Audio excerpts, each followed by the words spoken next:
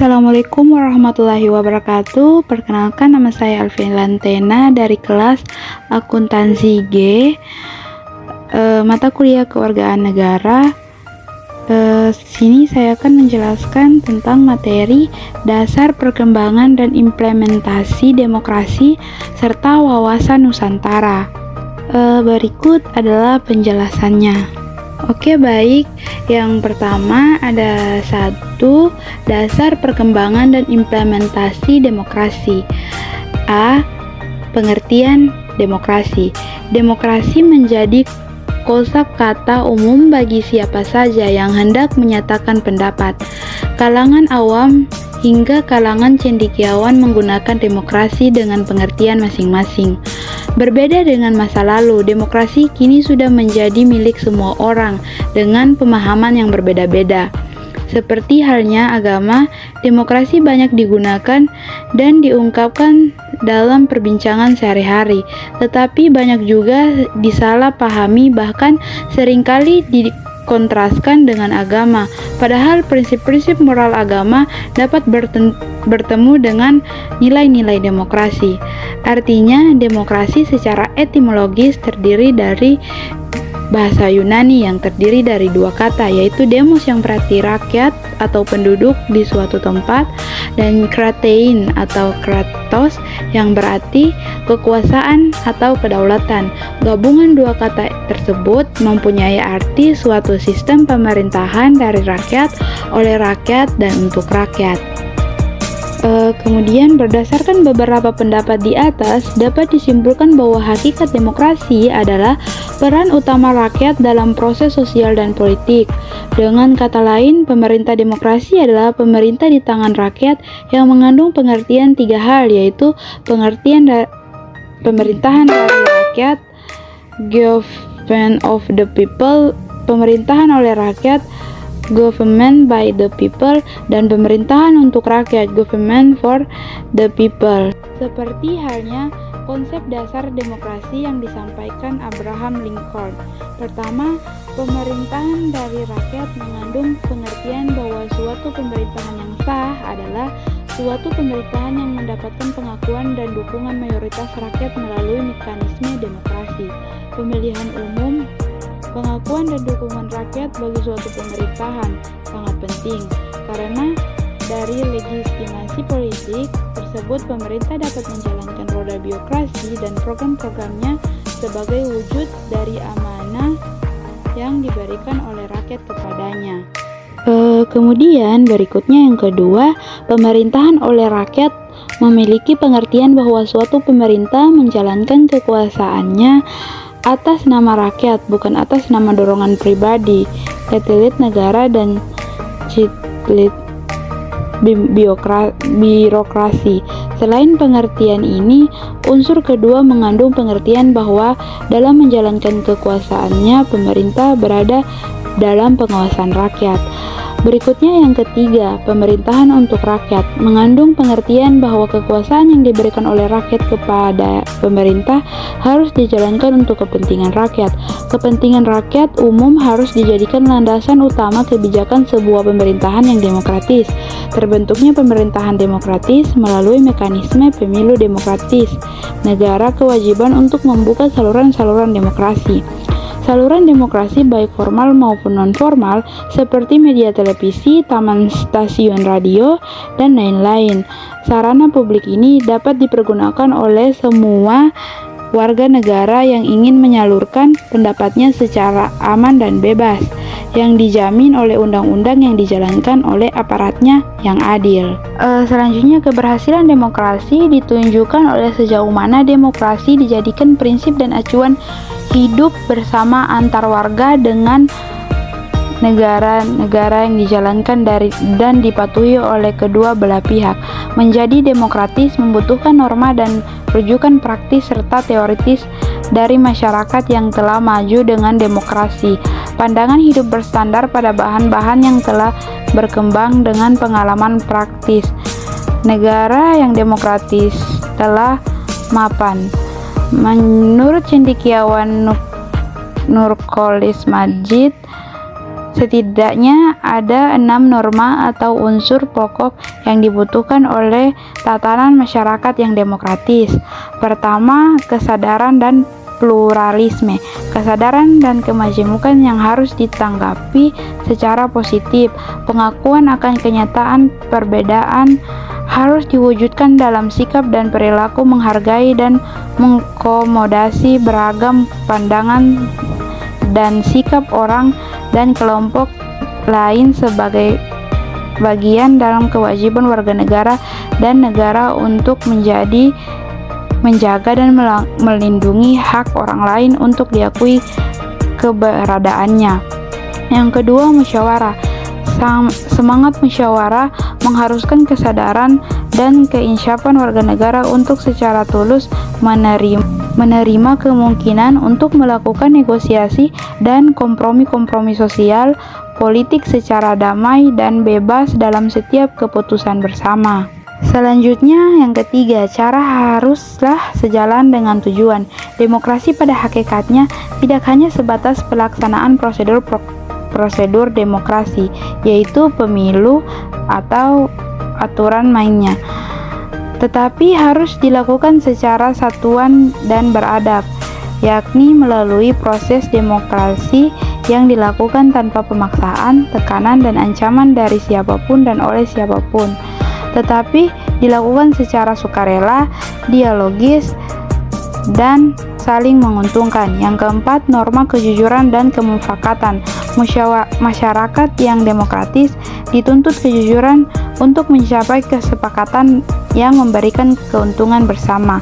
Yang kelima, kebebasan nurani, persamaan hak dan kewajiban. Pengakuan akan kebebasan nurani, persamaan hak dan kewajiban semua merupakan norma demokrasi yang harus diintegritaskan dan sikap percaya pada ikhtidat baik orang lain dan kelompok lain. Yang keenam, trial dan error, mencoba dan salah. Dalam berdemokrasi, demokrasi bukanlah suatu hal yang sesuai setelah selesai karena merupakan proses yang tanpa henti. Yang selanjutnya, kedua, wawasan Nusantara. Yang pertama, pengertian wawasan Nusantara. Sebelum memahami tentang pengertian wawasan Nusantara, hendaknya kita juga harus memahami tentang wawasan nasional, yang juga merupakan dasar untuk memahami tentang wawasan Nusantara. Wawasan nasional pada dasarnya merupakan geopolitik suatu negara, karena wawasan nasional itu merupakan pengejawatahan dari suatu bangsa yang telah menegara dalam menyelenggarakan kehidupan suatu bangsa tidak terlepas dari pengaruh geografis maupun lingkungannya di mana bangsa itu berada. Pengaruh ini timbul dari hubungan yang timbal balik antara filosofi bangsa, ideologi, aspirasi dan cita-cita, kondisi sosial masyarakat, budaya, keadaan alam, wilayah, serta pengalaman sejarahnya. Kemudian, sistem demokrasi yang didasarkan oleh prinsip filosofi negara dapat dibedakan menjadi beberapa bagian. Yang pertama, demokrasi perwakilan liberal merupakan prinsip demokrasi yang mendasarkan pada filsafat kenegaraan. Manusia sebagai individu yang bebas sebagai dasar fundamental dalam pelaksanaan demokrasi. Pemikiran yang dikembangkan oleh Thomas E. Robinson, John Locke, dan G.G. Rousseau bahwa negara terbentuk karena adanya pembenturan kepentingan hidup mereka dalam hidup bermasyarakat dalam suatu natural stage health tahun 2004 kelas 10, bahwa demokrasi perwakilan liberal merupakan suatu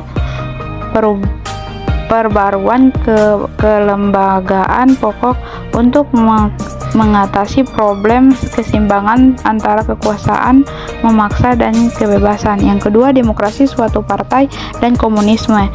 Demokrasi ini lebih memiti titik beratnya paham kebersamaan yang menghapuskan perbedaan kelas di antara sesama rakyat.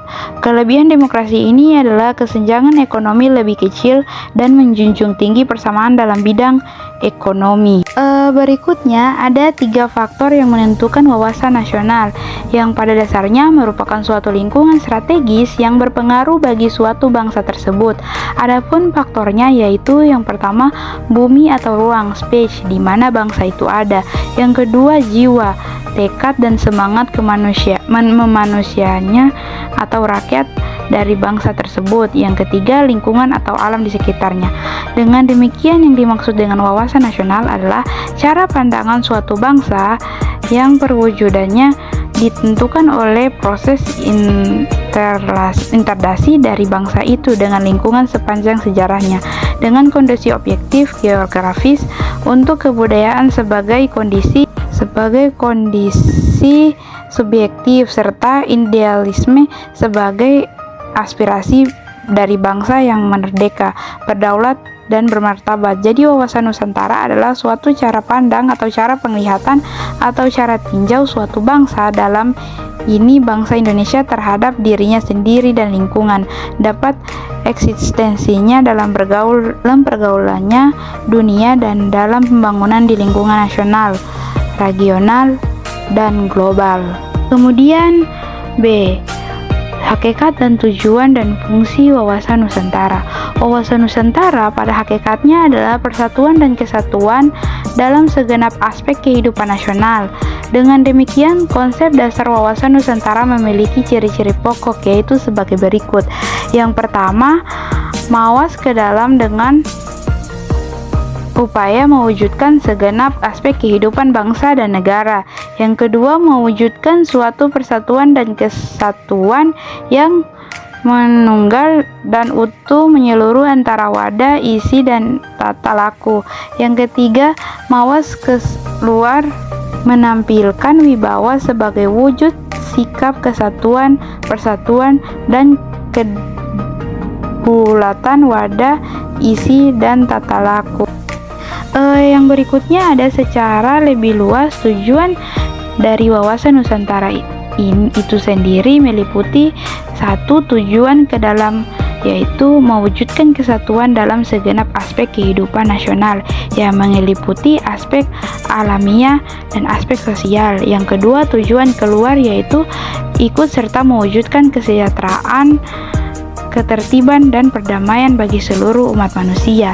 Dengan mencermati sejarah dari perkembangan dan lingkungan keberadaan bangsa dan negara Indonesia, maka fungsi dari wawasan Nusantara yaitu ialah yang pertama membentuk dan membina persatuan, kesatuan, dan keutuhan bangsa dan negara Indonesia melalui integritas seluruh aspek dan dimensi kehidupan bermasyarakat, berbangsa, dan bernegara. Yang kedua merupakan ajaran dasar yang melandasi kebijaksanaan dan strategis pembangunan nasional, baik pembangunan pada aspek kesejahteraan maupun keamanan dalam upaya mencapai tujuan nasional. Berikutnya C. Landasan hukum wawasan Nusantara. Undang-Undang 1945 yang merupakan konstitusi negara yang menjadi pedoman pokok kehidupan bermasyarakat, berbangsa, dan bernegara, sehingga Undang-Undang Dasar 1945 menjadi landasan konstitusional wawasan Nusantara. Kedudukan wawasan Nusantara dalam sistem kehidupan nasional Indonesia urutannya sebagai berikut: Pancasila sebagai falsafah dan ideologi negara sebagai dasar negara. Yang kedua, Undang-Undang Dasar Negara 1945 sebagai konstitusi negara. Yang ketiga, wawasan Nusantara dan ketahanan nasional sebagai doktrin atau prinsip dasar pengaturan kehidupan nasional, politik, dan strategi nasional sebagai kebijakan dasar. Berikutnya D. Latar belakang pemikiran wawasan Nusantara. Wawasan Nusantara yang merupakan wawasan nasional Indonesia pada dasarnya dikembangkan berdasarkan teori wawasan secara universal yang dibentuk dan dijiwai oleh paham kekuasaan bangsa Indonesia dan geopolitik Indonesia. Ada beberapa latar belakang pemikiran mengenai wawasan Nusantara, yaitu yang pertama latar belakang filosofis. Nilai-nilai Pancasila sesungguhnya berakar dan berkembang dalam hati, sembari, dan kesadaran bangsa Indonesia. Nilai-nilai ini juga tercakup dalam penggalian dan pengembangan wawasan nasional. Setiap sila dalam Pancasila memberikan nilai-nilai tentang landasan filosofis yang nantinya akan menjadi dasar pemikiran tentang wawasan Nusantara dan wawasan nasional. Yang berikutnya, kedua, ada latar belakang berdasarkan aspek kewilayahan. Dasar aspek kewilayahan tentang pemikiran akan wawasan Nusantara, yaitu didasarkan atas letak geografis, yaitu batas astronominya dari wilayah Indonesia yang merupakan negara kepulauan. Berikutnya, yang ketiga adalah latar belakang berdasarkan aspek sosial budaya. Masyarakat Indonesia sejak awal terbentuknya dengan ciri-ciri kebudayaan yang sangat beragam dibandingkan dengan negara lainnya di dunia. Perbedaan kebudayaan ini disebabkan karena pengaruh ruang lingkup yang berupa kepulauan, di mana setiap pulau memiliki perbedaan dalam masyarakatnya. Selain itu, masyarakat di dalam pulau ini memiliki etnik dan ras berbeda walaupun tinggal dalam satu pulau. Berikutnya, yang keempat, latar belakang berdasarkan aspek kesejahteraan atau historis. Perjuangan yang dilakukan oleh bangsa Indonesia sejak dulu dimulai dari zaman Hindu-Buddha hingga zaman penjajahan, di mana rakyat Indonesia memiliki keinginan untuk hidup secara harmonis tanpa harus adanya peperangan, baik itu secara intens juga ekstern. Keinginan ini juga didasarkan pada saat bangsa Eropa yang ingin menjajah Indonesia, sehingga nantinya akan menimbulkan rasa kebangsaan dengan dibentuknya sebagai wadah atau lembaga atau organisasi guna mencapai kehidupan yang merdeka. Berikutnya, yang terakhir ada F, faktor-faktor yang mempengaruhi wawasan Nusantara wilayah. Yang pertama, A, ada asas kepulauan. Menurut pengertian dalam asas ini, laut dalam wilayah kepulauan suatu negara dipahami sebagai suatu kesatuan wilayah yang tidak bisa terpisahkan dengan daratan atau dalam kurung pulau. Yang kedua, B, Kepulauan Indonesia. Kepulauan Indonesia dipahami sebagai suatu bentuk kewilayahan yang terdiri dari banyak pulau-pulau yang disatukan atau dalam satu kesatuan Republik Indonesia. Berikutnya, yang ketiga atau C, ada konsepsi wilayah lautan. Sesuai dengan hukum laut internasional, secara garis besar Indonesia sebagai negara kepulauan memiliki laut teritorial, perairan pendalaman, zona ekonomi eksklusif atau ZEE, dan landasan kontinental. Demikian yang dapat saya sampaikan. Lebih dan kurangnya saya mohon maaf. Dan sekian yang dapat saya sampaikan. Terima kasih. Wassalamualaikum